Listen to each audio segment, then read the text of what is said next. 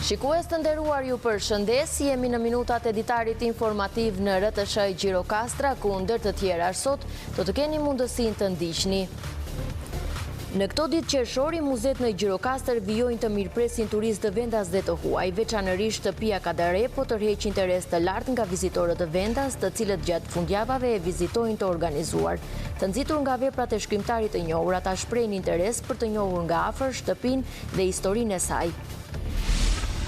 Ksamili mbetet një nga destinacionet më të preferuara në jug të Shqipërisë, duke tërhequr mira turistë të vendas dhe të huaj. I njohur për detin e kristalt, klimën e ngrohtë dhe mikpritjen, ai po fiton gjithnjë më shumë popularitet edhe në rrjetet sociale. Nga pasarelat e modelingut drejt aventurës në natyrë, Aurela Tabaku është vajza e parë certifikuar nga Federata Shqiptare e Raftingut për të udhëhequr guidat në lumin Vjosa. Me pasion dhe përkushtim, ajo ka zgjedhur një sport plot sfida dhe adrenalin, ndërsa synon të frymëzojë edhe vajza të tjera që të bëhen pjesë e raftingut.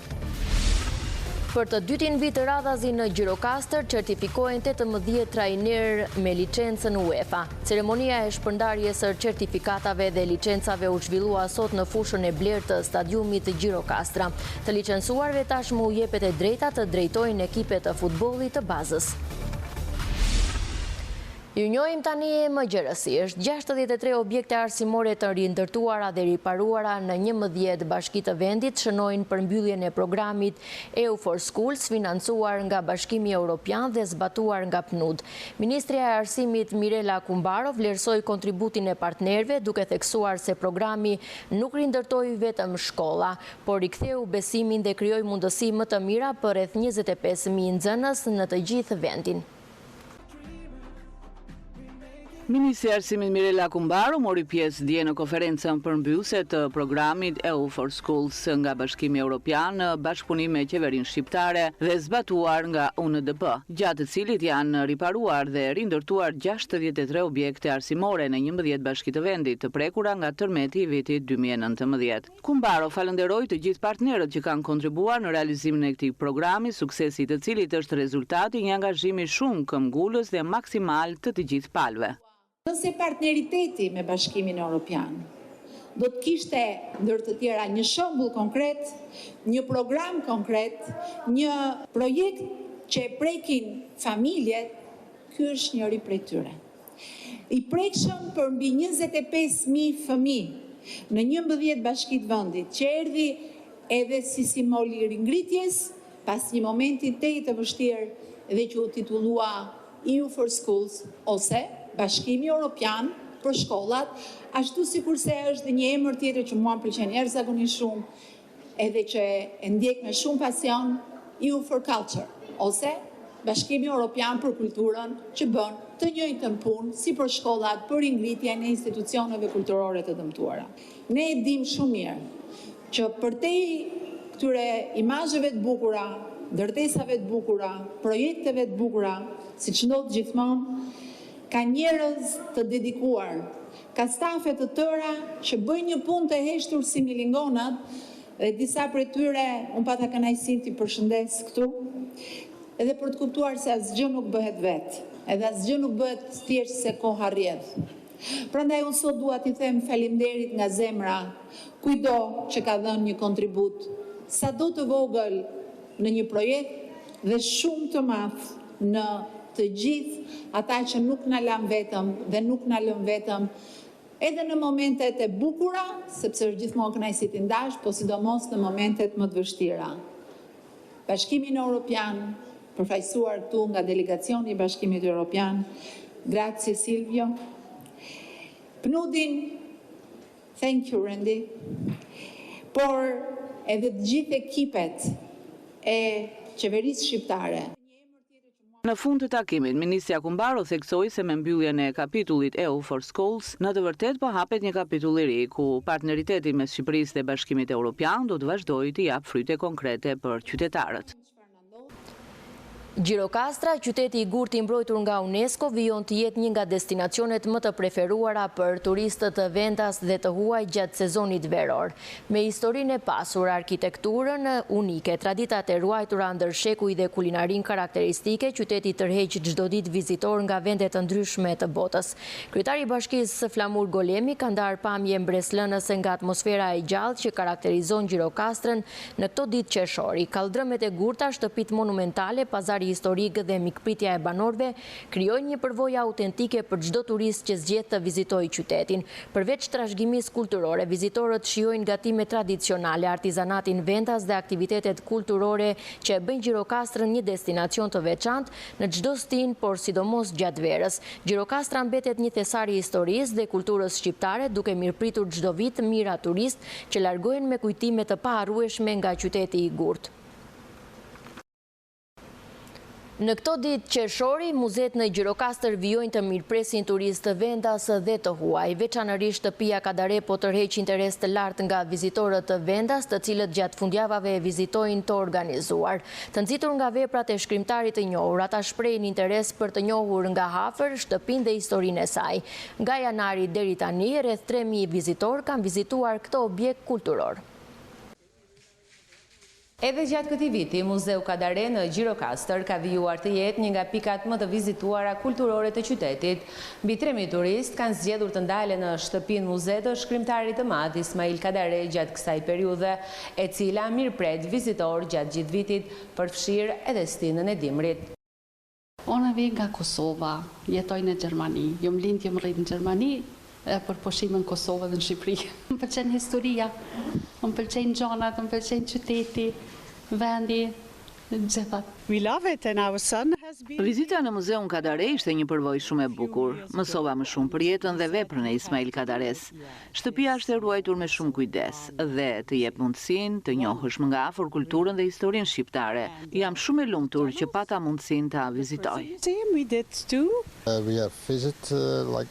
Është hera ime e parë në Gjirokastër dhe jam vërtet impresionuar. Arkitektura prej guri, historia dhe atmosfera e qytetit janë të veçanta. Duke ecur nëpër pazarin e vjetër, të duket sikur udhëton pas në kohë. Është një destinacion i mrekullueshëm që do t'ua sugjeroja patjetër edhe të tjerëve. Ciceroni i këtij muzeu, Bruno Pietri, bën me dije se interesi është më i lartë gjatë fundjavave ku vizitorë vendas dhe të huaj njihen nga afër me jetën krijimtarinë dhe veprimtarinë letrare të Kadares. Numri vizitorëve ka qenë goxha i lartë nëse e krahasojmë me një vit më parë, kemi një rritje prej 10-20% të numrit të tyre. Ata janë mjaft kurioztar dhe shohin se ku lind gjeniu i letrave shqipe dhe më tepër duan të prekin nga afër ato ambiente që shkrimtari përshkruan aq bukur në romanin Kronikë në Gur. Sidomos në periudhën prill deri tani ku jemi, fundjavat janë ato që kanë më tepër vizitor vendas, kurse ditët e tjera të javës kryesisht kemi vizitor të huaj, por dihet që fluksi më i madh fillon në muajin korrik, gusht, shtator, të cilët janë 3 muajt që kanë dhe numrin më të lartë të vizitueshmërisë. Krahas punës në shërbim të vizitorëve, stafi që përkujdeset për banesën Kadare punon edhe për mbledhjen e relikeve të ndryshme që lidhen me jetën dhe krijimtarinë letrare të shkrimtarit për ta pasuruar edhe më tepër këtë objekt. Ksamili mbetet një nga destinacionet më të preferuara në jug të Shqipërisë, duke tërhequr mijëra turistë vendas dhe të huaj. I njohur për detin e kristalt, klimën e ngrohtë dhe mikpritjen, ai po fiton gjithnjë më shumë popularitet edhe në rrjetet sociale. Turistët vlerësojnë gjithashtu çmimet konkurruese dhe konsiderojnë Ksamilin një zgjedhje të favorshme për pushimet verore. Ksamili vazhdon të tërheqë një numër të madh turistësh vendas dhe të huaj, duke u renditur ndër destinacionet më të kërkuara në jug të Shqipërisë. Me fillimin e sezonit veror, plazhet e zonës janë mbushur me pushues që kanë zgjedhur të kalojnë ditët e nxehta pranë brigjeve të njohura për bukurinë e tyre natyrore. Vitet e fundit Ksamili ka fituar popularitet të madh edhe në rrjetet sociale dhe platforma turistike, duke u kthyer në një pikë referimi për turizmin bregdetar shqiptar. Unë jam nga Rumania dhe kam zgjedhur Shqipërinë përkatësisht Ksamilin, sepse kam parë shumë foto në internet që dukeshin shumë të bukura dhe, sidomos, kohët e fundit, ka patur një lloj promovimi tepër të lartë për zonën e Ksamilit. Nuk e dija nëse rruga ishte e lehtë apo jo, por udhëtimi me makinë është i mrekullueshëm. Kur mbërritëm këtu, na pëlqeu shumë ajo që pam. Ne jemi prej 6 ditësh në Ksamil. 6 ditë të tjera ishim në Vlorë. Zgjedhëm këtë vit pushimet i bëjmë në Shqipëri. Për të parë, a do të na pëlqejë vendi. Në Shqipëri më së shumti na kanë pëlqyer njerëzit. Janë shumë të sjellshëm. Jemi në Shqipëri prej disa ditësh dhe kemi zgjedhur për pushime Ksamilin. Deri tani na është dukur një vend shumë i veçantë për pushimet tona, me plazhe shumë të bukura dhe ujin vërtet kristal. Është thjesht mahnitës. Të huajt shpreh se Ksamili vazhdon të ofrojë çmime konkurruese krahasuar me destinacione të tjera të njohura. Sipas tyre, shërbimet në plazhe, restorante dhe struktura akomoduese mbeten të kënaqshme për kostot që ofrojnë. Para se të vija në Ksamil kontrollova edhe çmimet dhe duke qenë se zakonisht shkoni me pushime në Greqi, vendosëm të jepnim një shans edhe Shqipërisë. Duke i krahasuar, pash që çmimet janë relativisht të ngjashme me Greqinë. Çmimet për ne janë në rregull, janë rreth 30% më të lira se në Greqi. Unë shkoj me pushime në qershor dhe shtator, sepse korriku dhe gushti janë për të rinjt më tepër. Me plazhet e mbushura dhe fluksin në rritje të vizitorëve, Ksamili konfirmon edhe këtë verë statusin e tij si një prej perlave të turizmit shqiptar, duke tërhequr pushues nga vende të ndryshme të botës. Policia kufitare ka ndërmarrë një aksion kontrolli në Ksamil duke bllokuar 8 mjete ujore për verifikime të mëtejshme. Sipas informacioneve paraprake, dyshohet se mjetet e bllokuara mund të kenë fuqi motorike më të madhe se ajo e lejuar nga legjislacioni në fuqi. Burime pranë policisë bëjnë me dije se secili prej mjeteve do t'i nënshtrohet kontrolleve teknike dhe dokumentare për të verifikuar përputhshmërinë me standarde të ligjore. Në rast se konstatohet shkelje ndaj poseduesve, do të merren masa përkatëse administrative dhe ligjore. Ky aksion vjen një ditë pas ngjarjes tragjike të ndodhur në ujërat e Ksamilit, ku 22 vjeçari Albiano Kreçi humbi jetën pas një aksidenti ujor. Ngjarja ka rikthyer në vëmendje çështjen e sigurisë në det dhe respektimin e rregullave për përdorimin e mjeteve lundruese gjatë sezonit turistik.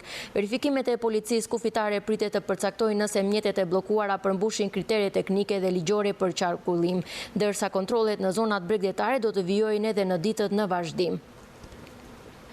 Nga pasarelat e modelingut drejt aventurës në natyrë, Aurela Tabaku është vajza e pare certifikuar nga Federata Shqiptare e Raftingut për të udhëhequr guidat në lumin në Vjosa. Me pasion dhe përkushtim, ajo ka zgjedhur një sport plot sfida dhe adrenalin, ndërsa synon të frymëzojë edhe vajzat të tjera të bëhen pjesë e raftingut. Nga pasarelat e modelingut në rrjedhën e egër të lumit. Kjo është historia e Aurela Tabakut, e cila ka zgjedhur të sfidoj veten në një tjetër dimension, larg botës së modës dhe para natyrës së paprekur të Vjosës. Sot Aurela mban një titull të veçantë. Ajo është vajza e pare certifikuar nga Federata Shqiptare e Rafting për të udhëhequr guida rafting në rrjedhën e lumit Vjosa. Kam shumë vite që merrem me turizëm, sidomos kryesisht nga babai im që ka gati 12 vite që merret me rafting. Kryesisht vetëm me rafting. Është ndjenjë shumë e bukur kur i ndërlidh të dyja pasionet që njeriu ka në jetë. Unë kam pasion edhe pjesën e modelingut, kam pasion edhe natyrën. Të qenurit guid mua më lidh shumë me natyrën dhe më jep një energji shumë të pastër, shumë të ciltër që të jem një njeri me këmbë në tokë. Pjesa e modelingut është një pjesë që mua më përket në hobin tim të dytë, kurse pjesa e lumit mua më përfshin tërësisht si person. Si fillim sezoni, mua më duket këtë vit që ka filluar shumë mirë. Ka kërkesë më shumë nga të huajt, pavarësisht se shqiptarët preferojnë më shumë pjesën e detit, jugut, por mendoj që dhe shqiptarët kanë filluar domethënë që të lidhen shumë me natyrën dhe të vinë ta provojnë të paktën një herë sportin e rafting ose sportet e tjera të ujit, të natyrës. Puna në lum kërkon përgatitje, përqendrim dhe respekt të rregullave të sigurisë. Çdo guid mban përgjegjësitë për të garantuar një eksperiencë të sigurt për vizitorët, ndërsa natyra mbetet gjithmonë e paparashikueshme. Që ta bësh këtë punë me pikëmëri dhe të kesh një tur të sigurt është sa herë të futesh është gjithmonë si herë e parë. Nuk është se domethënë ti mund ta mësosh përmendësh ose të thuash që jo kështu ose ashtu, çdo ditë ti e ke për herë të parë dhe duhet të kesh atë siguri në vete dhe gjithmonë mos ta humbasësh mendjen që të thuash se unë e di.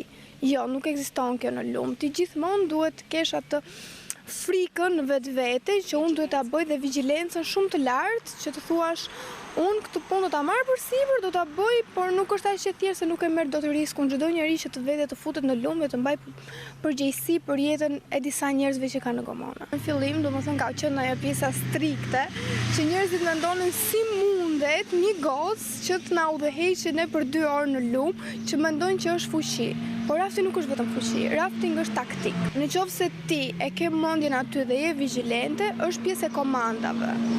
Megjithatë, përtej sfidave, Arela ka një mision të qartë. Ajo dëshiron të shohë sa më shumë vajza të bëhen pjesë e këtij sporti, duke treguar se rafting është një aktivitet ku guximi, pasioni dhe profesionalizmi nuk njohin dallime gjinore. Do kisha shumë dëshirë që të kishte edhe vajza të tjera në lumë. Janë disa vajza që vinë nga jashtë, por unë do kisha shumë qejf që edhe vajzat shqiptare që kanë një energji, kanë dëshirë të bashkoheshin në këtë drejtim, pavarësisht se fillimi mund të jetë pak i vështirë, shumicën e vështirësisë se kam kaluar unë, kështu që rruga është pothuajse e hapur dhe për vajzat e tjera. Për Arelen, rafting nuk është thjesht një sport, është një pasion që i ka ndryshuar jetën dhe që e bën të ndihet e përmbushur çdo ditë, mes dallgëve, sfidave dhe adrenalinës. Ajo ka gjetur vendin ku ndihet më i lirë dhe më e lidhur me natyrën. Ministri i Turizmit, Kulturës dhe Sportit Blendi Gonxha përcolli në rrjetet sociale pamje nga punimet për restaurimin dhe konservimin e teqesë Koshtanit, monument kulture kategoria e parë dhe një nga qendrat më të rëndësishme të bektashizmit në jug të vendit. Teqeja e Koshtanit e themeluar në vitin 1807 ka një rëndësi të veçantë historike dhe shpirtërore. Në vitin 1908 aty u hape dhe shkolla e parë shqipe për krahinën e Tepelenës. Projekti i hartuar nga Instituti i Trashëgimisë Kulturore dhe Drejtoria Rajonale e Trashëgimisë Kulturore Gjirokastër parashikon konsolidimin strukturor të objektit, restaurimin e çatisë me rasa guri, rikuperimin e elementve drusore origjinale, restaurimin e dyshemeve dhe tavaneve, si dhe trajtimin e fasadave për mbrojtjen afatgjatë të monumentit. Punimet realizohen me financimin e Institutit Kombëtar të Trashëgimisë Kulturore. Një aksident i rënd në punë është regjistruar në zonën e teqesë Koshtanit në bashkinë me Maliaj, ku një 45 vjeçar ka mbetur i plagosur rënd pasi ka rënë nga skela. Sipas informacioneve paraprake, shtetasi me inicialet EP 45 vjeç dyshohet se ka humbur ekuilibrin teksa po punonte në një lartësi prej 13 metrash duke rënë nga skela. Si pasojë e rrëzimit, ai ka pësuar dëmtime të rënda. I plagosuri është transportuar për ndihmë mjekësore, ndërsa autoritetet po punojnë për zbardhjen e plotë rrethanave të ngjarjes. Fermerët që kultivojnë kultura bujqësore do të kenë mundësi të përfitojnë mbështetje financiare përmes skemave kombëtare 2026, një instrument që synon të nxjisë prodhimin bujqësor dhe zhvillimin e qëndrueshëm të sektorit. Sipas kushteve të përcaktuara, përfituesi do të mbështeten me 10.000 lekë për hektar për sipërfaqe të mbjella me kultura bujqësore. Për sipërfaqe jo më të vogël se 3 hektar, skema parashikon gjithashtu mbështetje në masën 50% për sipërfaqet mbi 10 hektar, ndërsa shoqëritë e bashkëpunimit bujqësor do të përfitojnë financim në masën 100%, duke nxitur bashkëpunim mes fermerëve dhe rritjen e eficiencës në prodhim. Ministria e Bujqësisë dhe Zhvillimit Rural bën të ditur se aplikimet në skemën kombëtare të mbështetjes janë të hapura deri në 26 qershor 2026. Për të lehtësuar procesin e aplikimit, fermerët mund të marrin asistencë pranë agropikave dhe zyrave rajonale të ekstensionit bujqësor, si dhe adresës elektronike info@azbr.gov.al. Skema kombëtare 2026 është tashmë një nga instrumentet kryesore të mbështetjes së bujqësisë, duke synuar rritjen e prodhimit të vendas, përmirësimin e të ardhurave të fermerëve dhe forcimin e konkurreshmërisë së sektorit bujqësor në vend. Në qarkun e Gjirokastrës, mbi 500 fermerë kanë aplikuar për skemat kombëtare të mbështetjes në bujqësi. Interesi është përqendruar kryesisht në 4 masa mbështetëse, ndërsa 3 të tjera kanë qenë më pak aplikime për shkak të kritereve dhe specifikave të tyre. Pas përfundimit të procesit, fermerët presin vlerësimin e dosjeve dhe shpalljen e përfituesve. Mbi 500 fermer të qarkut Gjirokastër kanë aplikuar pranë zyrave të Agjencisë së Zhvillimit Bujqësor dhe Rural për të përfituar nga skemat kombëtare të mbështetjes në bujqësi. Sipas specialistit të bujqësisë Balil Bineri, pjesa më e madhe e aplikantëve është përqendruar në 4 masa mbështetëse, të cilat konsiderohen më të leverdishme dhe me ndikim të drejtë për drejtë në aktivitetet e fermerëve. Aktualisht kemi hyrë në fazën intensive të aplikimeve për skemat kombëtare të mbështetjes financiare për bujqësinë. Jemi në mesin e periudhës së aplikimit. Interes më të lartë ka për masat e tufës bazë të matrikuluar të gjedhi, të imtat, bletaria dhe masa 8 që quajmë ne sipërfaqe të mbjella me kultura bujqësore. Këto janë 4 masat tek të cilat ka më tepër fluks nga fermerët aplikantë. Ndërkohë, 3 masa të tjera kanë tërhequr më pak interes nga fermerët e qarkut. Sipas Binerit, kjo lidhet me specifikat e këtyre skemave, kriteret që duhet të plotësojnë aplikantët. Pakët ka për masat e tjera, siç është masa mbështetje për peshkimin, mbështetje për fermat organike dhe për certifikimin Global GAP të produkteve bujqësore. Skemat kombëtare të mbështetjes në bujqësi vijojnë të konsiderohen një instrument i rëndësishëm për mbështetjen e sektorit, duke krijuar mundësi për rritjen e investimeve, përmirësimin e prodhimit dhe fuqizimin e ekonomisë rurale. Qytetarë dhe aktivistë, edhe pse në numër të kufizuar, janë mbledhur për të 10 ditë radhazi në sheshin Qerqiz Topulli në Gjirokastër për të shprehur kundërshtimin e tyre ndaj projektit që kanë nxitur reagime në mbar vendin. Me flamuj kombëtar dhe pankarta në duar, pjesëmarrësit kanë përcjell mesazhin Shqipëria nuk është në shitje, duke kërkuar më shumë transparencë dhe konsultim publik për projektet zhvillimore. Protesta është zhvilluar në mënyrë paqësore dhe pa incidente, ndërsa në shesh kanë bizotëruar një atmosferë e qetë dhe organizuar. Të pranishëm kanë qenë qytetarë dhe aktivistë nga zonat të ndryshme të jugut të Shqipërisë, të cilët kanë shprehur shqetësimin e tyre për mbrojtjen e pasurive natyrore dhe zonave të mbrojtura. Tubimi në Gjirokastër vjen në vijim të protestave të ngjashme që po zhvillohen prej disa ditësh në Tiranë dhe në qytete të tjera të vendit, ku përfaqësues të shoqërisë civile dhe qytetarë kërkojnë ruajtjen e interesit publik, mbrojtjen e mjedisit dhe transparencë më të madhe në proceset vendimarrëse që lidhen me projekte të rëndësishme zhvillimore. Kur mungon në fjala është pjesa teatrale që do të vi për ardashësit gjirokastrit të enjten në mbrëma. Kjo pjesë vihet në skenë nga regjizori Marsian Lila me interpretimin e studentëve të Universitetit të Gjirokastrës. Tek e qastit, grindje rëndon. Kur fjala mungon, heshtja shpesh bëhet strehakuritet dhona. Studentët e Universitetit e Qrem Qabej sjellin në skenën e teatrit Zinisako dramën Kur mungon fjala, një vepër që trajton pasojat e heshtjes së dhunës në familje dhe rëndësinë e guximit për të folur. Shfaqja realizohet me mbështetjen e Bashkisë Gjirokastër në bashkëpunim me Universitetin e Qrem Qabej në regjinë e Marsias Lilës. Është një temë, një plagë sociale që e hasim të gjithë në Shqipëri. Dhuna në shoqëri e cila buron nga familja, kontraditat, mentalitetet dhe përcjell një mesazh shumë ndërgjegjësues.